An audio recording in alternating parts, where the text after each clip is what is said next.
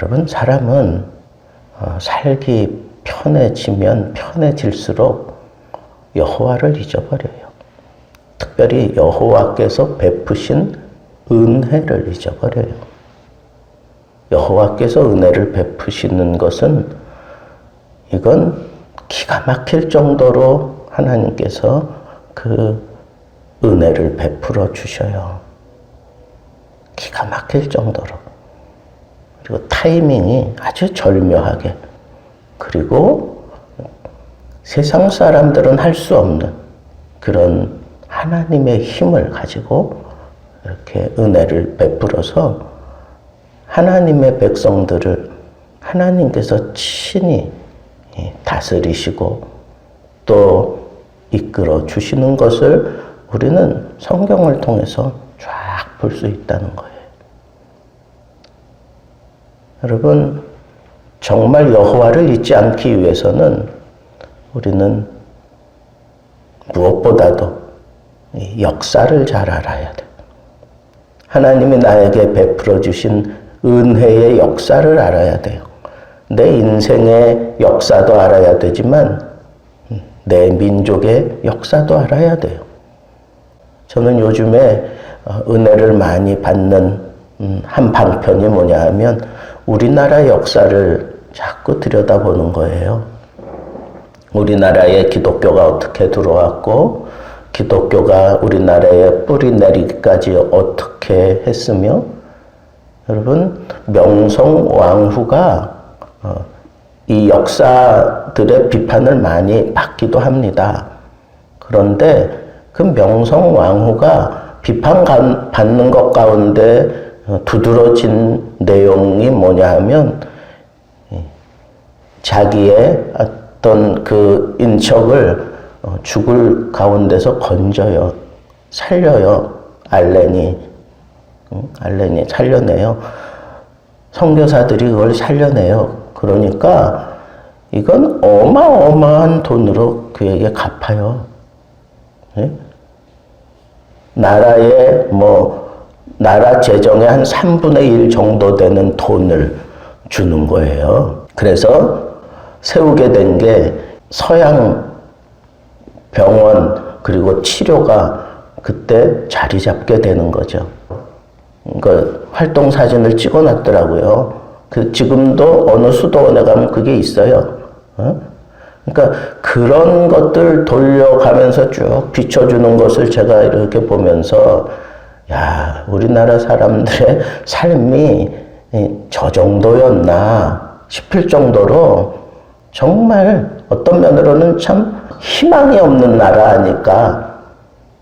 그리고 그걸 활동 사진으로 남겨두는 그런 선교사들은 그 한국의 문화가 일제에 의해서 이렇게 잡혀가고 있는 게 안타까워서 한국의 문화를 담아내려고 애를 썼던 그런 활동 사진을 찍어 놓은 거예요. 그러니까 외국 사람들이 볼 때에는 이 일제의 간섭, 일제가 완전히 한국의 문화를 다 말살시키는 그런 걸 알 정도로 그렇게 취급을 받았던 거예요, 우리나라 사람들이.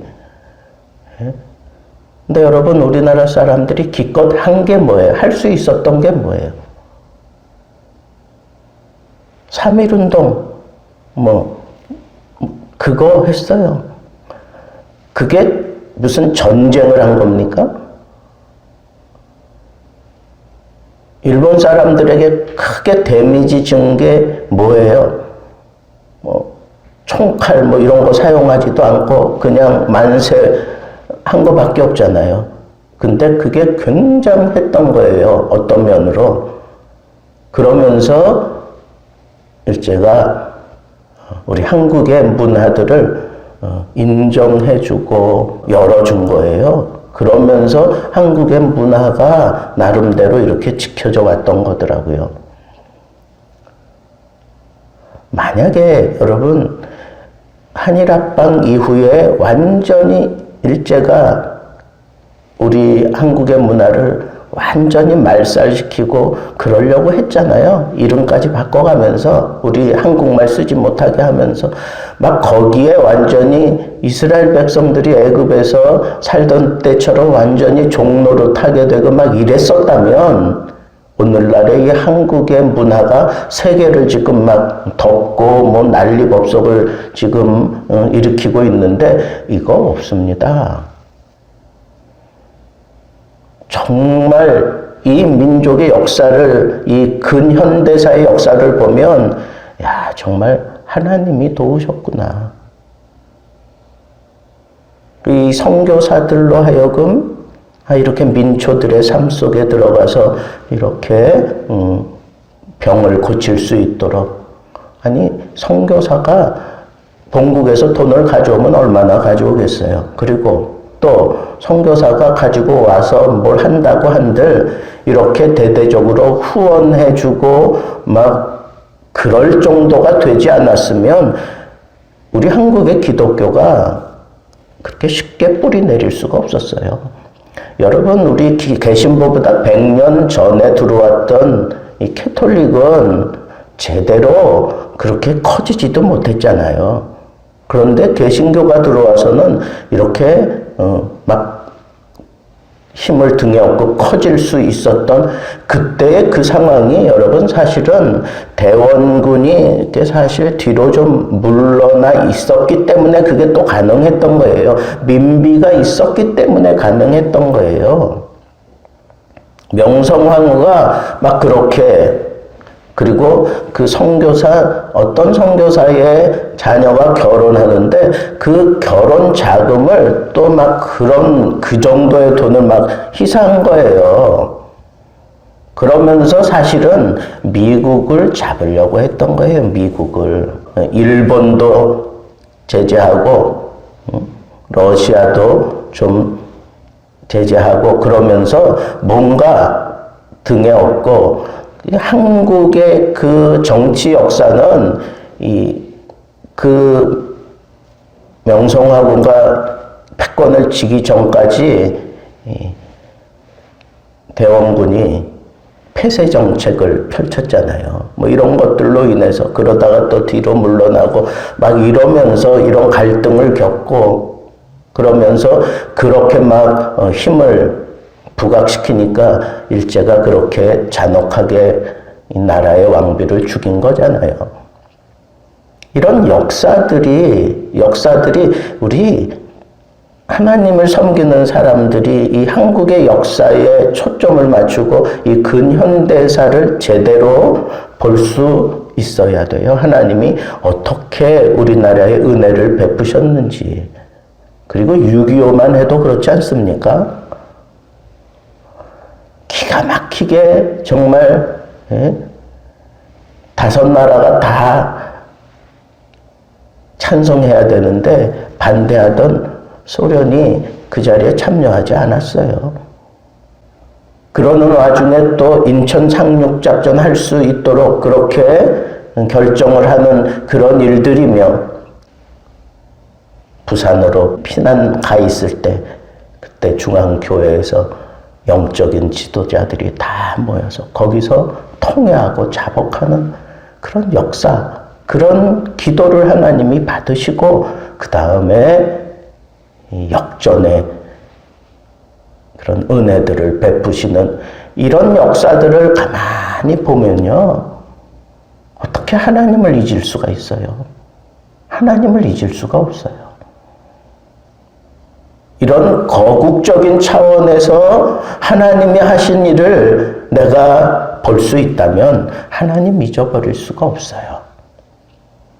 근데 사람들이 이런 하나님의 그 도우심, 하나님의 그 역사하심을 역사적으로 우리가 딱 마음에 담고 늘 그걸 배우면서 상기하면서 살아야 되는데 그걸 잊어버리게 만드는 것 때문에 사람들이 여호와까지 잊어버리는 거예요.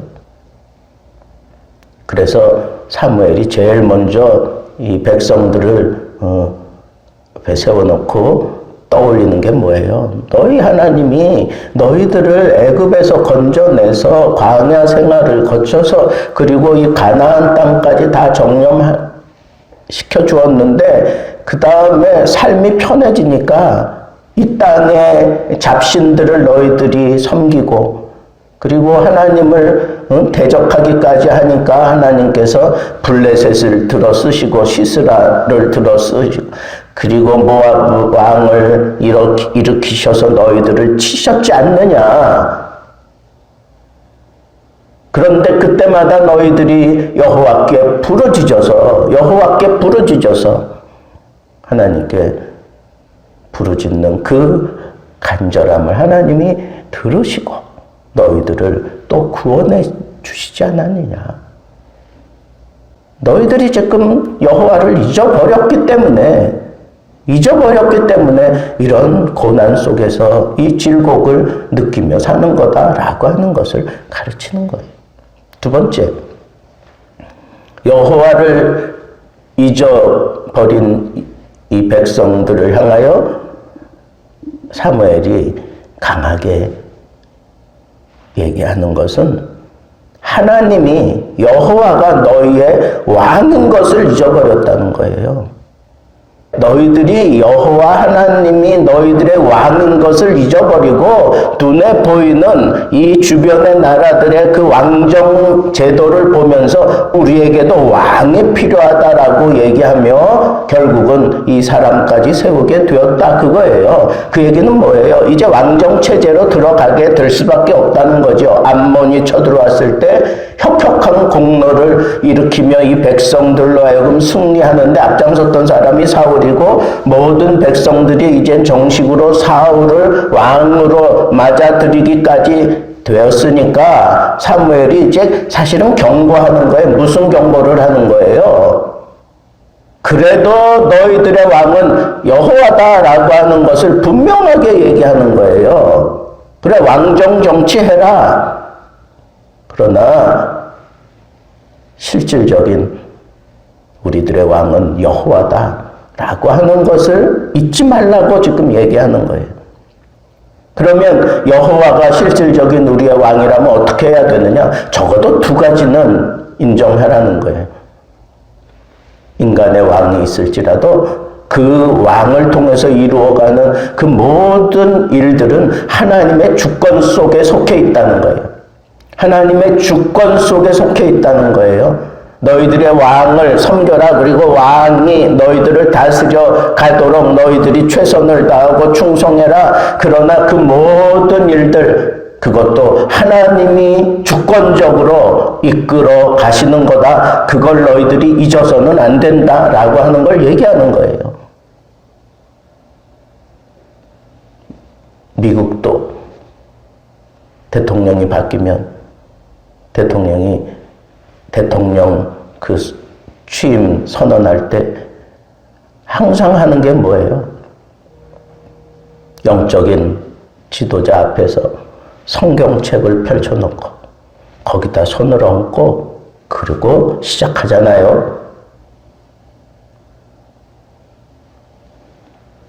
여러분, 하나님이 우리 조선 땅에 은혜를 베푸시고 하나님께서 이 한국으로 하여금 기독교가 세계 유례 찾아볼 수 없을 만큼 그렇게 부흥하고 발전하게 만드셔서 우리 인구의 한 4분의 1 정도는 기독교인들이라고 그렇게 자부하고 있는데 실제로 정말 우리가 하나님의 주권을 인정하고 있습니까? 우리 기독교인들 그 면면에 한번 들여다보세요. 정말 하나님이 나의 왕이신가?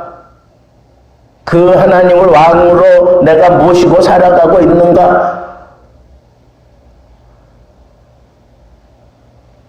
그래서 정말 하나님을 왕으로 모신다면 하나님의 말씀에 절대 순종해야 돼요.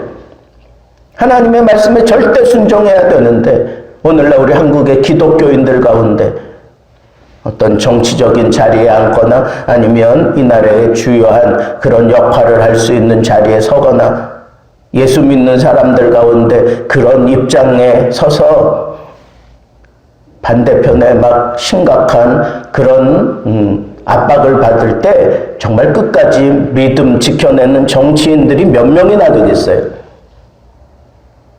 그리고 하나님이 정말 우리 한국의 역사를 지탱시키고 계신다라고 하는 이 믿음을 가지고 하나님이 기뻐하시는 일을, 그것을 내 인생의 사명이라고 생각하고 그런 정치판에 뛰어들어서 하나님의 뜻을 이루려고 하는 그런 정치인들이 정말 몇 명이나 되겠느냐고요.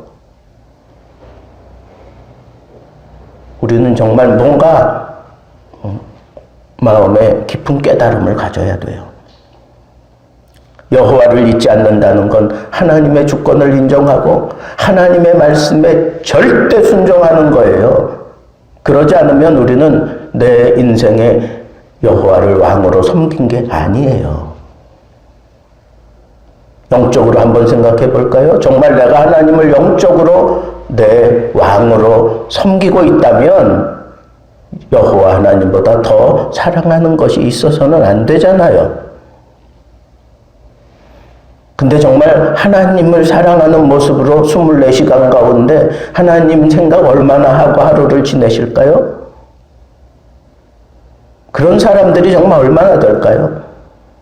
내가 어떤 일을 이루기 위해서 하나님의 사람으로서 내 사업에서 아니면 내 자리에서 하나님의 뜻을 따라 내가 내 어떤 의욕을 펼치면서 그걸 이루어가면서 과연 하나님이 기뻐하시는 대로 하나님 생각하면서 그걸 이루기 위해서 발버둥 치는 시간들이 하루에 몇 시간이나 될까요? 우리를 유혹하는 세상에 즐거운 것들이 얼마나 많아요. 우리의 믿음이 지금 많이 흔들리고 흐트러지고 있다고요. 세상이 지금 그런 시대예요. 나도 인정해요. 그러나 이럴수록 하나님의 은혜를 아는 사람이라면, 하나님을 왕으로 섬기는 사람이라면 끝까지 붙잡고 싸움해야 될 것은 이 믿음이에요. 내 심령에 살아계신 그 하나님이 나를 다스려 가시는 대로 말씀 붙들고 씨름하며 하나님의 뜻을 드러내기 위해서 사는 게, 그게 지켜지지 않는다면 또다시 우리에게는 심각한 일들이 일어날 수밖에 없어요. 사무엘은 지금 그걸 얘기해요. 너희들이 정말 편해지고 세상의 잡다한 신들을 너희들이 선택할 정도가 되니까 하나님이 너희들을 치시지 않느냐. 이웃의 나라들을 왕을 세워가지고 너희들을 치시지 않느냐. 그래서 결국은 너희들이 또 우리 못 살겠다 그러면서 하나님 앞에 부르짖어서 하나님이 또 은혜를 베풀어서 너희들을 잊지 아니하고 붙잡아 주신 거 아니냐. 그런 역사를 반복해왔지 않느냐, 이런 얘기를 하는 거예요. 여호와가 우리의 왕인 것을 잊어버려서는 안 돼요. 하나님이 주권적으로 나를 여기까지 인도해 오셨다고 하는 이 사실을 절대 잊어버리면 안 됩니다. 정말 그 은혜를 아는 사람들이라면 하나님의 말씀에 절대 순종해야 합니다. 오늘도 여러분들이 하나님 은혜 속에서 하나님 잊지 아니하고 하나님이 베푸신 그 놀라운 은혜들을 붙잡고 여러분들의 삶 속에서 승리하고 정말 하나님을 영화롭게 할 수 있는 승리하는 여러분들의 히스토리를 만들어 갈 수 있기를 우리 주님의 이름으로 축복합니다.